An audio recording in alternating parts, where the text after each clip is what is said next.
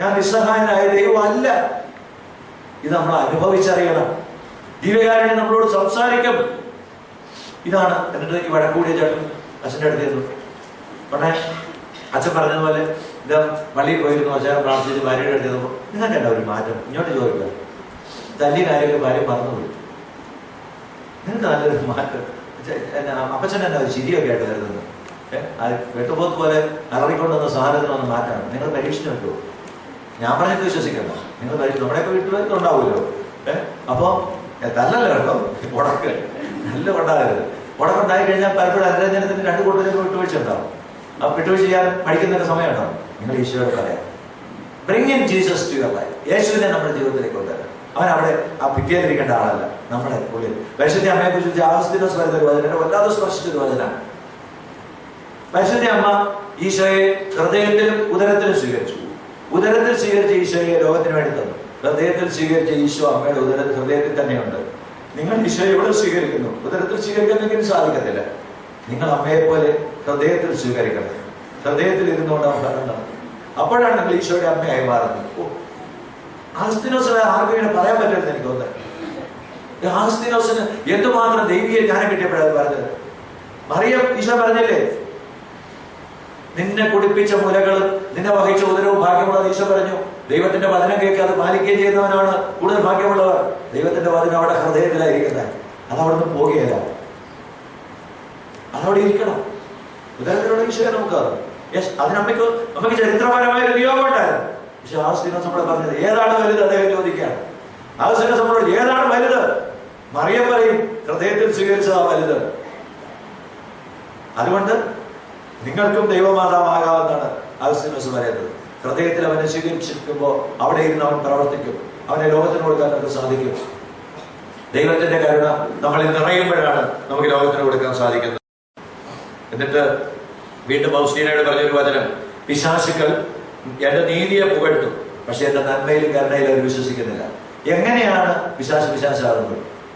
പിശാചുക്കൾക്കും അറിയാം ദൈവമുണ്ടെന്ന്. യാക്കോബിലെ പറഞ്ഞിട്ടില്ലേ, ദൈവം എന്ന് കേൾക്കുമ്പോൾ വിറയ്ക്കുക പോലും ചെയ്തു. പിശാചുക്ക് അറിയാം ദൈവമുണ്ടെന്ന്. ദൈവമുണ്ടെന്നും ദൈവം സർവശക്തനാണെന്ന് പറയാം. പക്ഷെ ദൈവത്തിന്റെ കരുണയിലോ ദൈവത്തിന്റെ നീതിയിലോ അവർ വിശ്വസിക്കുന്നില്ല.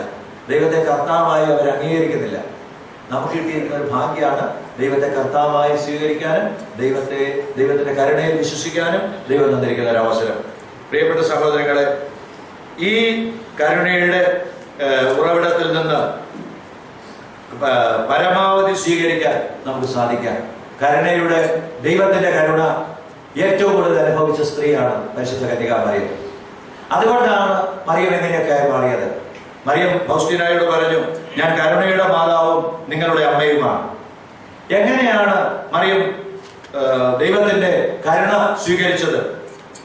എന്താണ് അത് മറിയത്തിൽ വരുത്തിയ മാറ്റം? മറിയം മറിയം അമലോത്ഭവയല്ലേ എന്ന് പറഞ്ഞാൽ ഉത്ഭവഭാവമില്ലാതായത്. മറിയത്തിന്റെ മെരിറ്റുകൊണ്ടാണ് മറിയം ഉത്ഭവഭാവമില്ലാതായത്, നമ്മൾ ഉത്ഭവഭാവമുള്ളവരായി മാറിയത്? ഇല്ല, ദൈവത്തിന്റെ കരുണയാണ്.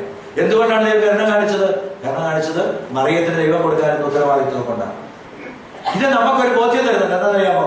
ദൈവം നമ്മളെ ഒരു ഉത്തരവാദിത്വം വിളിച്ചിട്ടുണ്ടെങ്കിൽ, കുടുംബ ജീവിതത്തിലേക്ക് നമ്മളെ വിളിച്ചിട്ടുണ്ടെങ്കിൽ അതിനുവേണ്ടി എല്ലാ കൃപകളും ദൈവം തരും. അതിനുവേണ്ടി ഔട്ട് ഓഫ് ദ വേ പോകാൻ നമ്മൾ തയ്യാറാണ്. only thing is you have to go before him. അവനെ വിശ്വസിക്കണം. ദൈവമേ, നീ ഏൽപ്പിച്ചിരിക്കുന്ന ജോലി ചെയ്യാൻ എനിക്ക് സാധിക്കുന്നില്ല, എനിക്ക് നിന്റെ ശക്തി വേണം, എന്നോട് കരുണ കാണിക്കണം എന്ന് സ്നേഹത്തോടെ പറഞ്ഞു പ്രാർത്ഥിക്കണം. യാക്കോബ് പറഞ്ഞില്ലേ, നീ എന്നെ അനുഗ്രഹിക്കാതെ ഞാൻ ഇവിടുന്ന് പിടിയല്ല തമ്പുരാനെ. തട്ടി അനുഗ്രഹിച്ചില്ലേ? നമ്മുടെ തമ്പുരാന്റെ പ്രത്യേകത ശാഠ്യത്തോടെ പിടികൂടണം. നീ എന്നെ അനുഗ്രഹിക്കാതെ പിടിയല്ല. അമ്മയെ അമലോത്ഭവയാക്കി, അമ്മയെ നിത്യകന്യകയാക്കി, അമ്മയെ ദൈവമാതാവാക്കി. ചിന്തിക്കാൻ പറ്റും. ദൈവത്തിന് മാത്രം സാധിക്കുന്ന ഒരു അത്ഭുതമാണ്. വേറെ ആർക്കെങ്കിലും സാധിക്കുമോ ഒരമ്മയെ സൃഷ്ടിക്കാൻ? ആർക്കെങ്കിലും പറ്റുമോ ഒരമ്മയെ സൃഷ്ടിക്കാൻ? പറ്റിയല്ല. ദൈവത്തിന് മാത്രമേ പറ്റുള്ളൂ. ദൈവമാതാവാക്കി, സർവ്വജനപദങ്ങളുടെയും അമ്മയാക്കി, സഹരക്ഷകയാക്കി, ഈശോയുടെ പേരിൽ പങ്കാളിയാക്കി. സഹരക്ഷക എന്ന് പറഞ്ഞാൽ ഏകരക്ഷകൻ എന്നുള്ളതല്ല, ഈശോയുടെ ഏകരക്ഷകൻ. ദൈവമാ അനിത്യത ഇൻഫിനിറ്റ് ആയ ദൈവത്തിൻ്റെതായ മനുഷ്യൻ ചെയ്ത തിന്മയ്ക്ക് ഇൻഫിനിറ്റ് ആയ ഒരു പരിഹാരമാണ് ഈശോന് മാത്രമേ സാധിക്കൂ. പക്ഷേ ആ ബലിയില് മറ്റാർക്കും പങ്കാളിയാവാൻ പറ്റാത്തതുപോലെ അമ്മ പങ്കാളിയായി. നിങ്ങളൊന്ന് ധ്യാനിച്ച്, ഈശോ കുരിശിൽ മരിക്കുന്നു. ഈശോ ത്രിത്വത്തിലെ രണ്ടാമത്തെ ആളായ പുത്രതമ്പുരാനാണ്. അപ്പൊ പിതാവിന്റെയും പരിശുദ്ധാത്മാവിന്റെയും സത്തയുടെ ഭാഗമാണ് കുരിശിൽ മരിക്കുന്ന ഈശോ ആണല്ലോ. വേറൊരാളുടെ കൂടെ സത്തയുടെ ഭാഗമാണ്. ആരുടെ? He is part of another person's essence. ആരുടെയാ? മറിയത്തിന്റെ. ആ ശരീരം ആരാ കൊടുത്തത്? മറിയം. ഈശോ കുരിശിൽ മരിക്കുമ്പോ ആ അമ്മയുടെ വേദന എന്തായിരിക്കും? നമുക്ക് ചിന്തിക്കാൻ പറ്റത്തില്ല. മാനുഷികമായി പറഞ്ഞാൽ, ദൈവികമായി പറയുമ്പോൾ ഈശോയുടെ പീഡാനുഭവങ്ങളുടെ യോഗ്യത അനന്തമാണ്. മനുഷ്യനതിൽ അതിന്റെ ഒരു കോണി കഴിക്കാൻ പോലുള്ള യോഗ്യതയില്ല. പക്ഷെ മാനുഷികമായി നമ്മൾ പറയുമ്പോൾ, ഒരു മകൻ കുരിശിൽ മരിക്കുന്നത് കാണുന്ന ഒരു അമ്മ, ആ അമ്മയോട് ഒരു ഓപ്ഷൻ കൊടുത്താൽ അമ്മ പറയും, എന്റെ മകനെ ഒന്ന് ഇറക്കാവോ, ഞാൻ കയറി കിടന്നോളാം. പറയില്ലേ? ഇവിടെ ഇരിക്കുന്ന അമ്മമാരും കൈവരുടെ ചാടി പറയും, ഞാൻ കിടന്നോളാം, എന്റെ മകനെ ഒന്ന് ഇറക്കാവോ, ഞാൻ കിടന്നോളാം. അതാണ് അമ്മ. എന്തുകൊണ്ട് അമ്മയ്ക്ക് ആ സ്നേഹം കിട്ടി? ദൈവത്തിന്റെ കരുണയാണ്. ഇന്ന് ലോകത്തിന്റെ, അതുകൊണ്ടാണ് ജോൺ പോൾ മാർപ്പാപ്പ പറഞ്ഞത്. ജോൺ പോൾ മാർപ്പാപ്പ അദ്ദേഹത്തെ ഒരു കരുണയെ കുറിച്ച് ദൈവസിൻ മിസറിക്കോർദിയ എന്ന് പറഞ്ഞൊരു ചക്രീലേഖനം എഴുതിയിട്ടുണ്ട്. കരുണയെ കുറിച്ച്, ദൈവത്തിന്റെ കരുണയെ കുറിച്ച്. അതിനകത്ത് പറഞ്ഞിരിക്കുകയാണ്, ദൈവത്തിന്റെ കരുണ മറ്റാരും അനുഭവിക്കാത്തതുപോലെ അസാധാരണമാവിധം അനുഭവിച്ചവളാണ് മറിയം. നിങ്ങൾക്കറിയാമോ, ഈ കരുണയുടെ വർഷത്തെ 29ാമത്തെ വിശുദ്ധ വത്സരത്തെ പരിശുദ്ധ പിതാവ് സമർപ്പിച്ചിരിക്കുന്നത്, ഫ്രാൻസിസ് മാർപ്പാപ്പ സമർപ്പിച്ചിരിക്കുന്ന പരിശുദ്ധ അമ്മയ്ക്കാണ്. അമ്മേ, ഈശോയുടെ കരുണ അനുഭവിക്കാൻ ലോകത്തെ ഒരുക്കണമേ. അതൊരു അനുഭവത്തിൽ നിന്നാണ്. ഞാൻ പറഞ്ഞത് പൂർത്തിയാകാതെ പോയൊരു സംഭവമുണ്ട്. ജോൺ പോൾ മാർപ്പാപ്പ ഈ വെടിയേറ്റ് ആശുപത്രി കിടന്നപ്പോൾ ഈ ലൂസിയുടെ കത്തെടുത്ത് വായിച്ചു. നമ്മൾ പറഞ്ഞു പോയ ആ കത്ത് വായിച്ചു കഴിഞ്ഞപ്പോ മാർപ്പാപ്പായോട് അതിനകത്ത് പറഞ്ഞിരിക്കുകയാണ്, അമ്മയുടെ വിമല ഹൃദയത്തിന്റെ റഷ്യയെ പ്രതിഷ്ഠിക്കണം. അതിനു മുമ്പുള്ള മാർപ്പാപ്പമാരൊക്കെ ഒഴുക്കം മട്ടി ചെയ്തു. അമ്മ പറഞ്ഞു അത് പോരാ. ഫ്രാൻസിസ് മാർപ്പാപ്പ, ജോൺ പോൾ മാർപ്പാപ്പ ലൂസിയായിട്ട് ചർച്ച നടത്തി. ജോൺ പോൾ മാർപ്പാപ്പ 1982 മാർച്ച് മാസം 25-ാം തീയതി പ്രതിഷ്ഠിക്കാൻ തീരുമാനിച്ചു. എങ്ങനെ പ്രതിഷ്ഠിച്ചറിയോ? 2 കർദിനാളന്മാരെ മോസ്കോയിൽ അയച്ചു. ആ സമയത്ത് വത്തിക്കാനിലെ സെന്റ് പീറ്റേഴ്സ് സ്ക്വയറിൽ ബലിയർപ്പിച്ച് ജോൺ പോൾ മാർപ്പാപ്പ റഷ്യയെ നമ്മുടെ ഒരു ഹൃദയത്തെ സമർപ്പിച്ചു. ഈ സമയത്ത് മോസ്കോയിൽ ബലിയർപ്പിച്ചുകൊണ്ട് 2 കർദിനാളന്മാര് അമ്മയുടെ ഹൃദയത്തെ രക്ഷയെ സമർപ്പിച്ചു. ലോകത്തിലെ എല്ലാ കത്തീഡ്രലുകളിലും മെത്രാന്മാര് ബലിയർപ്പിച്ച് അമ്മയുടെ വിഗ്രഹത്തിന് രക്ഷയെ സമർപ്പിച്ചു. 6 മാസത്തിന് മുമ്പ് ഗോർബച്ചോവ് എന്ന് പറയുന്ന, മിഖായിൽ എന്ന് പറയുന്ന ഇവരുടെ അധികാരത്തിൽ വന്നു. ലാസ്റ്റ് നോസ്റ്റ് പെരിസ്ട്രോസ്കായും ഉണ്ടായി. കമ്മ്യൂണിസം അവിടെ നിന്ന് വിട പറഞ്ഞിട്ടുണ്ട്. Hallelujah, hallelujah, hallelujah, hallelujah, hallelujah. അനുഭവത്തിൽ നിന്നാണ് എന്നാണ് ഞാൻ അനുമാനിക്കുന്നു. ഫ്രാൻസിസ് മാർപ്പാപ്പ പറഞ്ഞു, ലോകത്തിലെ എല്ലാ കത്തീഡ്രലിലും കരുണയ്ക്ക് വേണ്ടി പ്രാർത്ഥിക്കണം. എന്താണ് ഈ കരുണയുടെ വർഷത്തിന്റെ ലക്ഷ്യം? മേഴ്സിഫുൾ ലൈക്ക് ദ ഫാദർ, പിതാവിനെ പോലെ കരുണയുള്ളവനാവുക. എന്താണ് ഈ കരുണയുടെ വർഷത്തിൽ ചെയ്യേണ്ടത്? മാർപ്പാപ്പ പറഞ്ഞു, period of forgiveness from since, പാപങ്ങളിൽ നിന്ന് മോചനം നേടണം. 2, റിക്കൺസിലിയേഷൻ ബിറ്റ്വീൻ എനിമീസ്, ശത്രുക്കൾ അനുരഞ്ജനപ്പെടണം. 3, conversion and receiving the sacrament of reconciliation, കുമ്പസാരം എന്ന കൂദാശ മാനസാന്തരത്തോടെ സ്വീകരിക്കണം. 4, pilgrimage with the proper elements of prayer and sacrifice, കരുണയുടെ സ്വീകരിക്കണമെന്ന ആഗ്രഹത്തോടെ കരുണ ലഭിക്കാൻ വേണ്ടി മാർപ്പാപ്പായും മെത്രാന്മാരും തുറന്നിരിക്കുന്ന ദേവാലയങ്ങളിലേക്ക് തീർത്ഥാടനം നടത്തണം. അപ്പോ നമുക്ക് കരുണ അനുഭവിക്കാൻ സാധിക്കും. മാർപ്പാപ്പ പറഞ്ഞു, church is a community that has endless desire to show mercy. കരുണ കാണിക്കാൻ അദമ്യമായ ആഗ്രഹമുള്ള ഒരു കൂട്ടായ്മയാണ് സഭ. മാർപ്പാപ്പ എന്നിട്ട് അതിന് ഒരു കർമ്മ പദ്ധതി ചോക്ക് ഔട്ട് ചെയ്ത് നമ്മളോട് പറയുന്നുണ്ട്. എന്താണെന്നറിയാമോ? ഒന്നാമത്, let us be loved by Jesus. ഒന്നാമത്, യേശുവിന്റെ സ്നേഹം അനുഭവിക്കാൻ നമുക്ക് സാധിക്കണം. അത് വ്യക്തിപരമായ ഒരു ബന്ധത്തിലൂടെ വളർന്നു വരേണ്ടതാണ്. അതിന് ചെയ്യേണ്ടത്, യേശുവെ അവിടുത്തെ സ്നേഹം കൊണ്ട് എന്നെ നിറയ്ക്കണമേ, അങ്ങേ സ്നേഹിക്കാൻ എന്നെ പഠിപ്പിക്കണമേ. യേശുവിനെ സ്നേഹിക്കാൻ പഠിച്ചാൽ നിങ്ങൾ നിങ്ങളുടെ ജീവിത പങ്കാളിയെ സ്നേഹിക്കാൻ പഠിക്കും, നിങ്ങളുടെ കുഞ്ഞുങ്ങളെ സ്നേഹിക്കാൻ പഠിക്കും, നിങ്ങളുടെ സഹപ്രവർത്തകരെ സ്നേഹിക്കാൻ പഠിക്കും. യേശുവിന്റെ സ്നേഹം കൊണ്ട് നിറയണം. 2ാമത് മാർപ്പാപ്പ പറയുകയാണ്, let us enable the power of his love to transform us. അവിടുത്തെ സ്നേഹം നമ്മളെ രൂപാന്തരീകരിക്കപ്പെടുത്താൻ നമ്മൾ പഠിക്കണം. Let us enable the power of his love to transform us. ദൈവത്തിൽ യേശുവിന്റെ സ്നേഹത്തിന് നമ്മളെ രൂപാന്തരപ്പെടുത്താൻ നമ്മളെ തന്നെ വിട്ടുകൊടുക്കണം. പരിശുദ്ധ അമ്മ അതിനുള്ള മാറ്റം പറഞ്ഞു തന്നു. എന്താ? ഇതാ കർത്താവിന്റെ ദാസി, നിന്റെ വചനം പോലെ എന്നിൽ സംഭവിക്കട്ടെ. ഇതാ കർത്താവിന്റെ ദാസി, നിന്റെ വചനം പോലെ എന്നിൽ സംഭവിക്കും. ദൈവത്തിന്റെ കരുണയ്ക്ക് നമ്മളെ തന്നെ വിട്ടുകൊടുക്കുക. ഹൃദയപൂർവ്വം ദൈവത്തിന്റെ കരുണയ്ക്ക് നമ്മളെ തന്നെ സമർപ്പിക്കുക. അത് കഴിഞ്ഞ് അദ്ദേഹം പറയും, ഇത് രണ്ടും ഉണ്ടായി കഴിയുമ്പോൾ let us become the agents of his mercy. കരുണയുടെ പ്രതിനിധികളായി മാറുക. അത് കഴിയുമ്പോൾ പറയാണ്, channel through which God can water the earth and protect all creation. ഈ ലോകത്തെയും എല്ലാ ലോകത്തെയും ദൈവത്തിന് രക്ഷിക്കാനാവുന്ന ഒരു കരുണയുടെ നീർച്ചാലായി, ദൈവം നനയ്ക്കുന്ന ഒരു നീർച്ചാലായി നമുക്ക് മാറാം. പരിശുദ്ധ അമ്മയിലേക്ക് നോക്കി എങ്ങനെയാണ് ഒരു മനുഷ്യ വ്യക്തിക്ക് കരുണയുടെ നീർച്ചാലായി മാറാൻ സാധിക്കുക എന്ന് നമുക്ക് പഠിക്കാം. ഈശോ ദൈവപുത്രനാണ്. ഈശോ ദൈവത്തിന്റെ എല്ലാ സാദൃശ്യം, ദൈവത്തോടുള്ള സമാനത നിലനിർത്തേണ്ട കാര്യമായി പരിഗണിക്കാതെ ദാസന്റെ രൂപം സ്വീകരിച്ചെങ്കിൽ അവിടുന്ന് ദൈവമാണ്. എന്നാൽ മറിയം എന്നെയും നിങ്ങളെയും പോലെ ഒരു മനുഷ്യ സ്ത്രീയെ എങ്ങനെ കരുണ കാണിക്കാമെന്ന് ആ അമ്മ നമ്മളെ പഠിപ്പിച്ചു. ദൈവത്തിന് പൂർണ്ണമായി അമ്മ സമർപ്പിച്ചു. ദൈവത്തിന്റെ സ്നേഹം അമ്മ അനുഭവിച്ചു. അമ്മ പറഞ്ഞു, അമ്മയുടെ ജീവിത ദർശനം നമുക്കുണ്ട്. ലൂക്കായുടെ സുവിശേഷം 1:46 പറയാണ്, എന്റെ ആത്മാവ് കർത്താവിനെ മഹത്വപ്പെടുത്തുന്നു. എന്റെ ജീവിതം കൊണ്ട് ദൈവത്തെ മഹത്വപ്പെടുത്തും. ഞാൻ ചെയ്യുന്നതല്ല എന്റെ ദൈവത്തെ മഹത്വപ്പെടുത്താനായിരിക്കും. എന്നിട്ട് അമ്മ പറയുകയാണ്, എന്റെ ചിത്തം എന്റെ രക്ഷകനായ ആനന്ദത്തിൽ ദൈവത്തിൽ ആനന്ദിക്കുന്നു. എന്റെ ആനന്ദത്തിന്റെ കാരണം എന്റെ ദൈവമാണ്. എന്റെ പ്രവൃത്തിയിൽ നിന്ന് എനിക്ക് കിട്ടുന്ന അഭിനന്ദനമല്ല എന്റെ ആനന്ദത്തിന്റെ കാരണം. എന്റെ ആനന്ദത്തിന്റെ കാരണം എന്റെ ദൈവമാണ്. എനിക്ക് കർത്താവായി ദൈവമുണ്ട് എന്നുള്ളതാണ് എന്റെ ആനന്ദത്തിന്റെ കാരണം. സങ്കീർത്തനത്തെ നമ്മൾ വായിക്കുന്നുണ്ട്. 37-ാമത്തെ സങ്കീർത്തനം. ദൈവത്തിൽ ആനന്ദിക്കുക, അവിടെ നിങ്ങളുടെ ആഗ്രഹങ്ങൾ സാധിച്ചു. ദൈവം എനിക്ക് കർത്താവായി ഉണ്ട് എന്നുള്ളത് സന്തോഷിക്കുക, അവിടുന്ന് നിന്റെ ആഗ്രഹങ്ങൾ നിനക്ക് സാധിച്ചു തരും. ഞാൻ പൂർത്തിയാക്കുക. ഈ അമ്മയുടെ ജീവിതത്തിൽ എന്താ നമ്മൾ കാണുന്നത്? ദൈവത്തിന്റെ വചനം സ്വീകരിച്ച അമ്മ എലീസബത്തിന്റെ ഭവനത്തിലേക്ക് എന്റെ സഹായം ആവശ്യമുണ്ടെന്ന് അറിയുന്നിടത്തേക്ക്, ആരും വിളിച്ചിട്ടല്ല, സഹായം ഉണ്ടെന്ന് അറിയുന്നിടത്തേക്ക് സഹായത്തിനെത്തുക. വലിയ സഹായമൊന്നുമല്ല. നമുക്കറിയാം, അമ്മ സ്തുതി ഗർഭിണിയുടെ പണിയൊന്നുമല്ല അവിടെ ചെന്നു. അമ്മ അവിടെ ചെന്നു, ഒരു വൃത്തിയായ ഗർഭിണിയെ സഹായിച്ചു. ദൈവസ്നേഹം കൊണ്ട് നിറഞ്ഞു. അവിടെ സഹായിച്ചപ്പോൾ എന്തുണ്ടായി? അവിടെ പരിശുദ്ധാത്മാവ് നിറഞ്ഞു. നമ്മളൊരു വീട്ടിൽ ചെല്ലുമ്പോൾ വർത്താനം പറഞ്ഞ് കുറെ നേരം ഇരിക്കുമ്പോൾ പരിശുദ്ധാത്മാവാണോ സാധാരണ അവിടെ വരുന്നത് നമ്മൾ നോക്കുക. നമ്മൾ ഭിന്നത കൂട്ടിക്കുത്തും വഴക്കമാണോ ഉണ്ടാക്കുക? അതേ പരിശുദ്ധാത്മാവിനെ നിറയ്ക്കുന്നു. നമ്മൾ ഈ ദൈവത്തിന്റെ വചനം ഉണ്ടെങ്കിൽ നമ്മൾ പരിശുദ്ധാത്മാവിനെ നിറയ്ക്കും. അതാണ് അമ്മ കാണിച്ചത്. പിന്നീട് അമ്മയുടെ ജീവിതത്തിലുടനെയാണ് കാനായിലെ ആ സംഭവം നിങ്ങൾക്കറിയാം. ആ വീട്ടിലൊരു ഇല്ലായ്മ ഉണ്ടായപ്പോൾ അമ്മയ്ക്കറിയാം ഈശോയ്ക്ക് പരിഹാരം ഉണ്ടെന്ന്. ഈശോയെ അറിയത്തില്ലാത്തവർക്ക് വേണ്ടി നമ്മൾ പ്രാർത്ഥിക്കുക. ഈശോയുടെ ശക്തി അവരുടെ ജീവിതത്തിലേക്ക്, ഈശോയുടെ ശക്തിയിലേക്ക് അവരെ കൂട്ടിക്കൊണ്ടുവരാൻ ശ്രമിക്കുക. അവരോട് പറയുക, അവൻ പറയുന്നത് പോലെ ചെയ്താൽ നിങ്ങൾക്ക് രക്ഷയുണ്ട്. അവർക്കത് ചെയ്യാനുള്ള മനസ്സ് കിട്ടാൻ വേണ്ടി പ്രാർത്ഥിക്കുക. വീണ്ടും കാൽവരിയില് അമ്മ സ്വന്തം പുത്രനെ ബലിയർപ്പിച്ചു. ലോകത്തിന് വേണ്ടി അമ്മ ആ ബലിയിൽ പങ്കാളിയായി.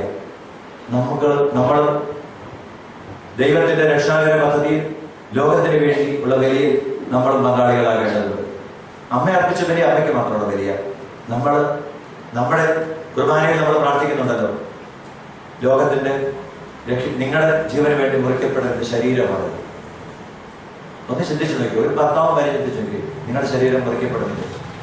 നിങ്ങൾ അധ്വാനിക്കുന്ന നിങ്ങളുടെ കുഞ്ഞുങ്ങൾക്ക് വേണ്ടിയത്, നിങ്ങൾ അധ്വാനിക്കുന്ന നിങ്ങളുടെ ഭാര്യയ്ക്ക് വേണ്ടിയത്, നിങ്ങൾ അധ്വാനിക്കുന്ന നിങ്ങളുടെ ഭർത്താവിന് വേണ്ടി നിങ്ങളുടെ ശരീരം മുറിക്കപ്പെടുന്നത്. പക്ഷെ നമ്മൾ പലപ്പോഴും ഈശോയ്ക്ക് വേണ്ടി, ദൈവത്തിന് വേണ്ടി, രക്ഷയ്ക്ക് വേണ്ടി ഈ മുറിപ്പെടുത്തലിലൂടെയാണ്. അവരുടെ രക്ഷ മാത്രമല്ല, അടുക്കളയിൽ അതാണെന്ന് വെച്ചാൽ ഞാനും കൊണ്ടുവന്നത് എന്റെ രക്ഷയും എന്റെ കുടുംബത്തിന്റെ രക്ഷയും എന്റെ സമൂഹത്തിന്റെ രക്ഷയും. അപ്പൊ നമ്മുടെ സഹനങ്ങളും ബുദ്ധിമുട്ടുകളും ഇതിനു വേണ്ടിയാകുമ്പോൾ നമ്മൾ കരുണയുടെ ഉപകരണങ്ങളായി മാറും. വീണ്ടും അമ്മ പറയുകയാണ്, അമ്മ ചെയ്തു. ഇന്ന് അമ്മ സ്വർഗത്തിലാണ്. അമ്മ ഈ ലോകത്തിലെ ജീവിതമൊക്കെ പൂർത്തിയാക്കിപ്പോയി. പക്ഷെ അമ്മ ലോകത്തിന്റെ വിവിധ ഭാഗങ്ങളിൽ പ്രത്യക്ഷപ്പെട്ടുകൊണ്ട് അമ്മ ദൈവത്തിന്റെ കരുണ നമ്മളെ പഠിപ്പിക്കുന്നു. നമ്മുടെ ജീവിതത്തിൽ ഇടപെടുന്നു.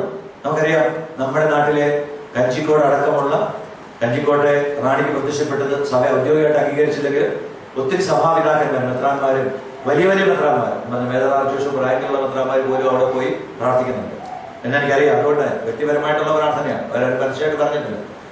എത്ര സ്ഥലത്ത് പ്രത്യക്ഷപ്പെട്ടാണ് അമ്മ ലോകത്തെ സഹായിക്കുന്നത്. അമ്മ പറയുന്നതാണ്, നിങ്ങൾ സ്നേഹം കൊണ്ട് നിറയണമെങ്കിൽ പരിശുദ്ധാത്മാവോട് നിറയണം.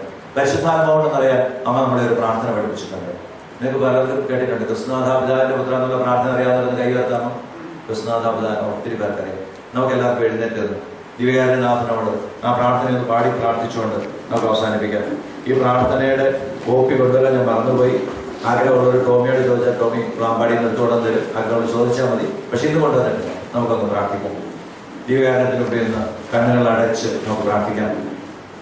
ഈ പ്രാർത്ഥന ചെല്ലുമ്പോൾ അമ്മ കൂടെ വരുന്ന സുഗന്ധ സാന്നിധ്യമൊക്കെ കിട്ടും. അമ്മ കൂടെ വന്ന് പ്രാർത്ഥിക്കാം. ആദ്യത്തെ പന്തക്കുസ്തായിക്ക് അപ്പസ്തലന്മാരോടൊപ്പം പ്രാർത്ഥിച്ചതുപോലെ നമ്മുടെ കൂടെ പ്രാർത്ഥിക്കാൻ അമ്മ വരും.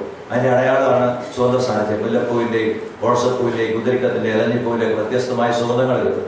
സുഗന്ധങ്ങൾ കിട്ടാൻ എന്ത് വേണം? ഒന്ന് നമ്മൾ ആഗ്രഹിക്കണം. എനിക്ക് അതിനുള്ള യോഗ്യതയില്ലെന്ന് ആരും കരുതരുത്. യോഗ്യത ദൈവം തരുന്നത്, ദൈവത്തിന്റെ കരുണയാണ്. ദൈവത്തിന്റെ കരുണയിൽ വിശ്വസിക്കണം. രണ്ടാമത് നമുക്ക് ആരോടെങ്കിലും ശത്രുതയോ നമ്മളാരെങ്കിലും കേമനോ അതായത് അഹങ്കാരമോ പകയോ ഒക്കെ ഉണ്ടെങ്കിൽ നമ്മളത് മാറ്റണം. ക്ഷമിച്ച് പ്രാർത്ഥിക്കണം. എന്നിട്ട് അമ്മയുടെ കരുണയ്ക്ക്, ഈശോയുടെ കരുണയ്ക്ക് വേണ്ടി പ്രാർത്ഥിക്കും. കണ്ണുകൾ അടയ്ക്കുക. നമുക്ക് പ്രാർത്ഥിക്കാം. നമ്മളൊരു പാട്ടായിട്ടാണ് പാടി പ്രാർത്ഥിക്കുന്നത്. എൻ്റെ കൂടെ അറിയാവുന്ന ആദ്യം എൻ്റെ കൂടെ പാടുക, ഇല്ലാത്തവർ രണ്ടാമത്തെ തവണ കയറ്റി പാടുക. ഒറ്റ തവണ പാടി നമ്മൾ അവസാനിപ്പിക്കും. എന്നിട്ട് നിങ്ങളിങ്ങനെ ശ്വസിച്ച് അനുഭവിക്കണം. നിങ്ങൾ എത്രയോ മക്കൾക്ക് കിട്ടും അമ്മയുടെ സുഗന്ധ സാന്നിധ്യം അനുഭവിച്ച് പ്രാർത്ഥിക്കാം. താരന്റെ ഏകകുമാര രക്ഷകനാമീശോനാഥ അയക്യോനിൻ ആത്മാവിനെ ഇപ്പോഴീ ഭൂമിയിലേക്ക്. എല്ലാവരും ചേർന്ന് പ്രാർത്ഥിച്ച് താരന്റെ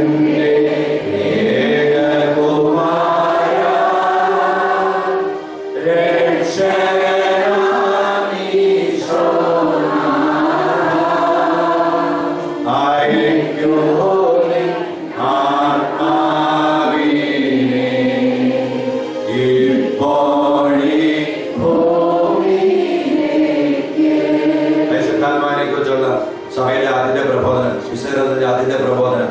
ആദ്യം ദൈവം ആകാശവും ഭൂമിയിൽ സൃഷ്ടിച്ചു. ഭൂമി രൂപരഹിതവും ശൂന്യവുമായിരുന്നു. ദൈവത്തിന്റെ ചൈതന്യം അതിൽ ചലിച്ചുകൊണ്ടിരുന്നു. പ്രപഞ്ചത്തിലേക്ക് വരുന്ന പരിശുദ്ധാത്മാവ്. അതിനുവേണ്ടിയാണ് നമ്മൾ പ്രാർത്ഥിക്കാൻ പറഞ്ഞത്. ആദ്യം ഏകകുമാര രക്ഷകനാമീശോനാഥ അയക്കുന്നതിന്റെ ആത്മാവിന് ഇപ്പോൾ ഈ ഭൂമിയിലേക്ക്, ഈ പ്രപഞ്ചത്തിലാകെ പരിശുദ്ധാത്മാവ് തന്നെയാണ്. അതിനുവേണ്ടി നമ്മൾ പ്രാർത്ഥിച്ചത്. ഈശോ പറഞ്ഞു, നിങ്ങൾ രണ്ടുപേരെ നിർമ്മിച്ച് എന്റെ നാമത്തിൽ എന്ത് ചോദിച്ചാലും സാധിച്ചത്. ഇപ്പൊ പരിശുദ്ധാത്മാവ് അണപൊട്ടി ഒഴുകുകയാണ്. നമുക്ക് നന്ദിയോടെ കരങ്ങളിൽ വിശ്വസിക്കാം.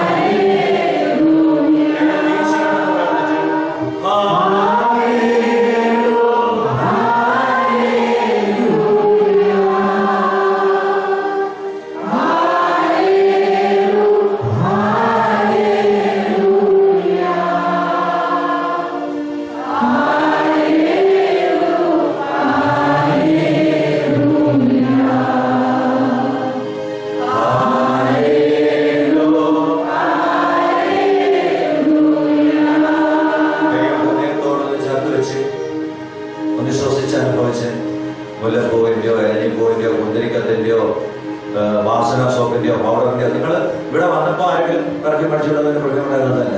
അതല്ലാതെ വ്യത്യസ്തമായ എന്തെങ്കിലും സുഗന്ധം ആർക്കെങ്കിലും കിട്ടുന്നുണ്ടെങ്കിൽ ആരും കണ്ണു തുറക്കണ്ട. അവരിങ്ങനെ മുട്ട് നിൽക്കുക. നിൽക്കുന്നവർക്ക് അവർ മുട്ട് നിൽക്കുക. അനുഭവിപ്പിക്കണമെന്ന് ഹൃദയത്തിൽ പ്രാർത്ഥിക്കുക. ആരും കണ്ണു തുറന്നാക്കില്ലേ നമുക്ക് അവസാനം നോക്കാം. ഇപ്പൊ കിട്ടുന്നവര് സുഗന്ധം അമ്മ പലർക്കും ഇപ്പൊ സുഗന്ധ സാന്നിധ്യം കൊടുക്കുന്നുണ്ട്. എനിക്കിവിടെ തരണേന്ന് അമ്മയോട് പ്രാർത്ഥിക്കാം. സുഗന്ധം കിട്ടിയാൽ മുട്ട നിൽക്കുക. ആരെങ്കിലും മുട്ട നിൽക്കുന്നുണ്ടെന്ന് ആരും നോക്കണ്ട. ഈശോ എല്ലാം കാണുന്നുണ്ട്. കാരണം ഹൃദയത്തോട് ചേർത്ത് വയ്ക്കുക. നമ്മളിനി കണ്ണുകൾ അടച്ച് തന്നെ പ്രാർത്ഥിക്കാം. അടുത്ത ഈരടിയാണ്. നിനക്കറിയാം, വസിക്കട്ടെ ദിവ്യാത്മാവ് അറിയാം. വസിക്കട്ടെ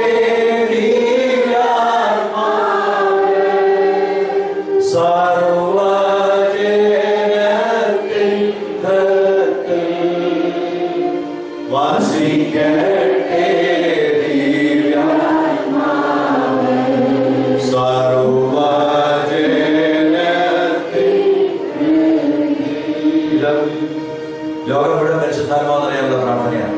ഉൽപ്പത്തിയുടെ മണ്ണുകൊണ്ട് മനുഷ്യനെ സൃഷ്ടിച്ച് അവനിലേക്ക് തന്റെ ജീവശ്വാസത്തിൽ ശ്വസിച്ചു. ജഡത്തിന്റെ പ്രവണതകളെ ആത്മാവിന്റെ പ്രവണതകൾ കൊണ്ട് നിഹരിച്ച് ജീവിക്കുമ്പോഴാണ് നമ്മൾ മനുഷ്യരാകുന്നത്.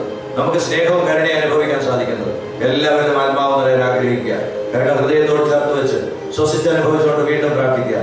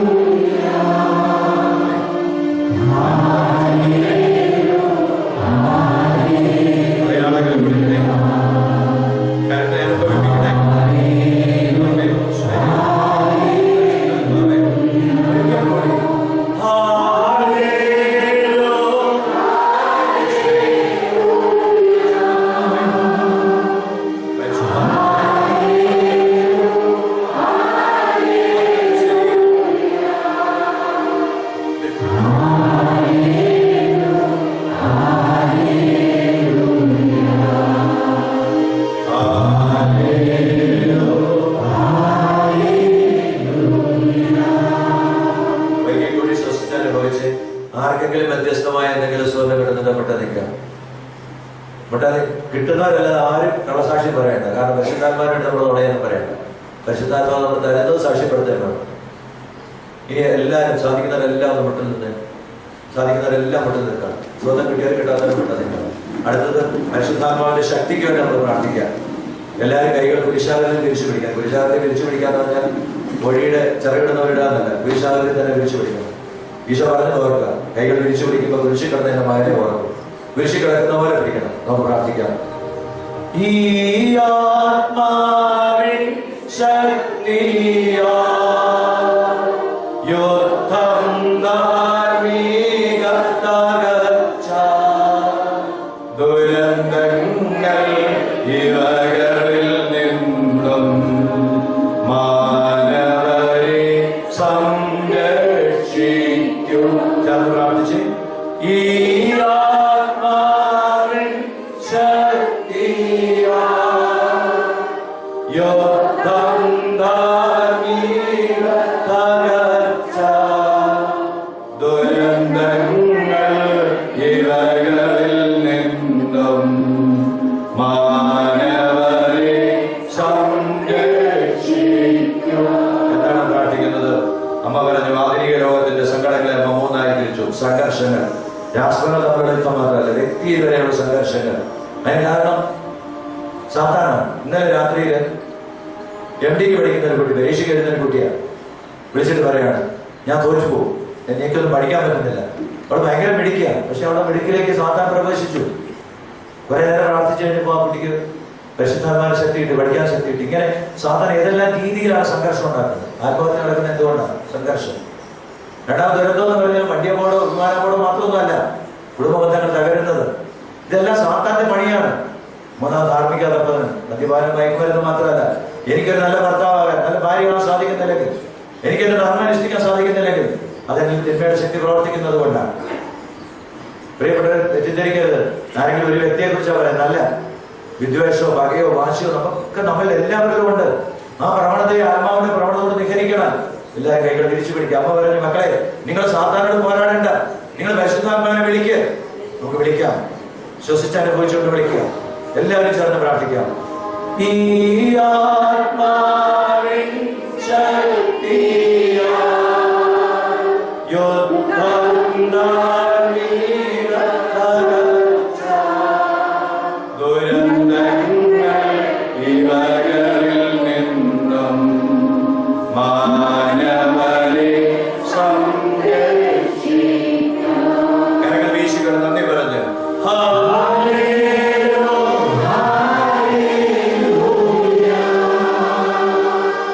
Hallelujah.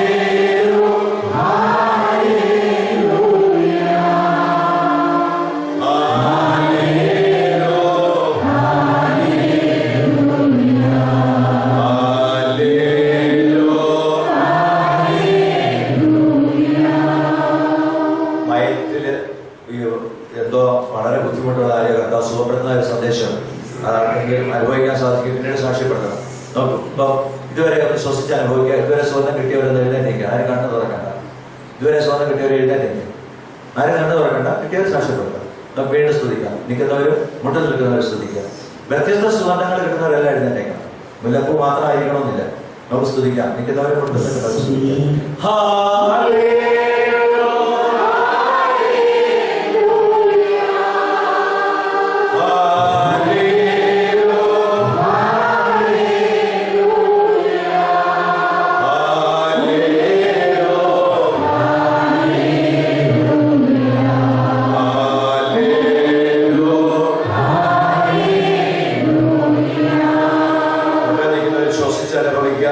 അമ്മയുടെ സാന്നിധ്യം അനുഭവിക്കാൻ സാധിക്കുന്നത് എഴുന്നേൽക്കുക. സാക്ഷ്യപ്പെടുത്തുക എന്നുള്ളത് സുവിശേഷ പ്രവർത്തനം. അതുകൊണ്ട് നമ്മുടെ 10 കൽപ്പനകൾ മാത്രമല്ല, നമുക്ക് തന്നിരിക്കുന്ന ഏറ്റവും വലിയൊരു കൽപ്പന ലോകം പോയി സുവിശേഷം പ്രഘോഷിക്കണം എന്നുള്ളത്. നമ്മുടെ ജീവിതത്തിൽ യേശു അനുഭവം സാക്ഷ്യപ്പെടുത്തുന്നതാണ് സുവിശേഷം. അങ്ങനെ സാക്ഷ്യപ്പെടുത്തുന്നവരോടൊപ്പമാണ് ഈ വാക്യം വരെ കർത്താവ് ഉണ്ടാവുക. നമുക്ക് എങ്കിൽ കൂടി സ്തുതിച്ച് പ്രാർത്ഥിക്കാം.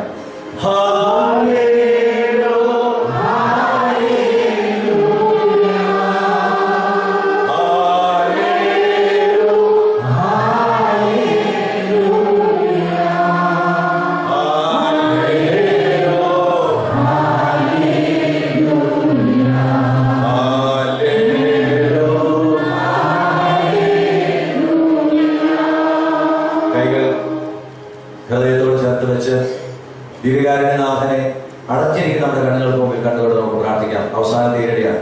ഈ സമയം എല്ലാവരും ശ്വസിച്ച് അനുഭവിക്കണം. സാന്നിധ്യം കിട്ടിയവരെ എഴുന്നേൽക്കണം. നമുക്ക് പ്രാർത്ഥിക്കാം. പരിശുദ്ധ മറിയമായ സർവ്വജനത്തിൻ നാഥ, ഞങ്ങൾ അഭിഭാഷകയാൽ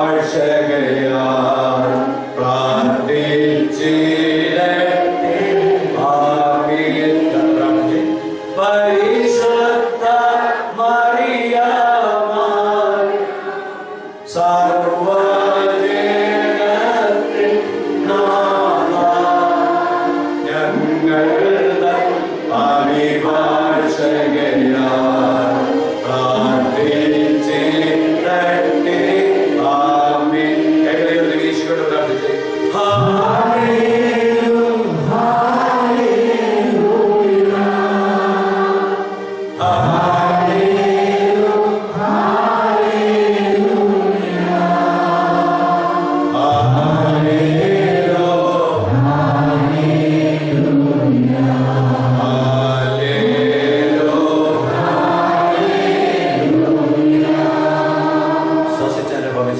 അമ്മയുടെ സ്വന്തം കിട്ടുന്നവരെ എഴുന്നേൽപ്പിക്കുക.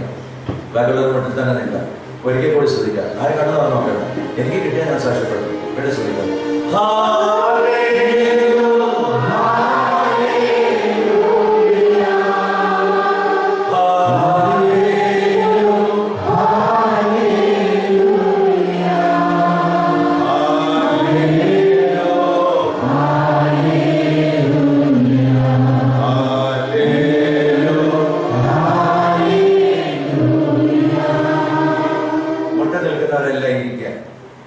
സ്വസ്ഥമായിട്ടിരിക്കുക.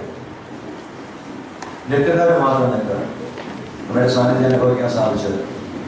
ഇരിക്കുന്നവരും നിൽക്കുന്നവർ കൈകൾ ഉയർത്തി സ്വതന്ത്രമായി ശ്രദ്ധിച്ച് ഹല്ലേലൂയ ഹല്ലേലൂയ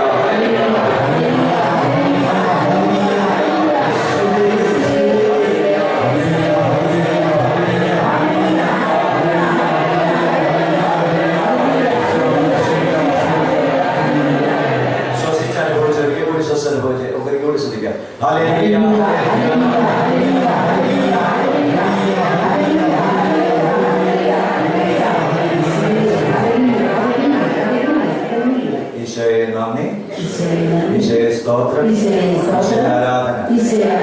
പരിശുദ്ധ പരമദിവ്യകാരുണ്യ ഈശോയ്ക്ക്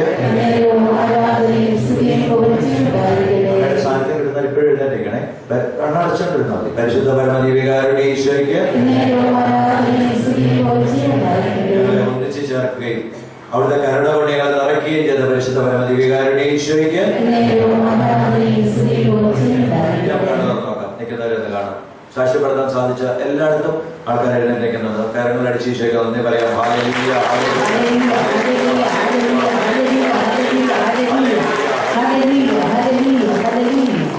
ഈശോ മിശിഹായ്ക്ക് സ്തുതിയായിരിക്കട്ടെ. എന്നെ ഇവിടെ കൂട്ടിക്കൊണ്ട് വന്ന ഈശോയ്ക്ക്, ഈശോയുടെ പരിശുദ്ധ അമ്മയ്ക്ക്, ഈ ശുശ്രൂഷയിലേക്ക് എന്നെ വിളിച്ച ഇവിടുത്തെ പ്രിയപ്പെട്ട അച്ഛന്, എല്ലാ സംഘാടകർക്കും ഈശോയുടെ നാമത്തിൽ നന്ദി. നിങ്ങൾ എനിക്ക് വേണ്ടി പ്രാർത്ഥിക്കണമെന്ന് അപേക്ഷിക്കുന്നു.